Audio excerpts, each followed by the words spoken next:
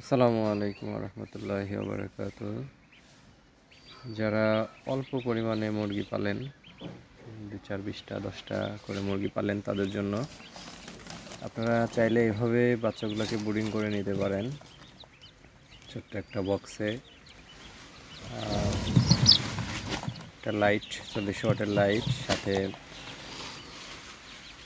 ছোট একটা circuit, auto circuit তাপমাত্রা কন্ট্রোল করবে, এরকম লাগিয়ে আপনারা বাচ্চা ব্রুডিং করতে পারেন। এভাবে ব্রুডিং করলে বাচ্চাগুলো অনেক সুন্দর হবে।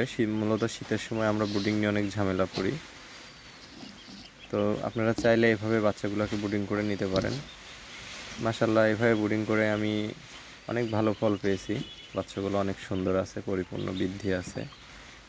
ওটা ছিল আমার নিজের ফোটানো 10টা মুরগি, দেশি মুরগির ডিম থেকে 10টা বাচ্চা ফুটাইছিলাম, আর এগুলো আমার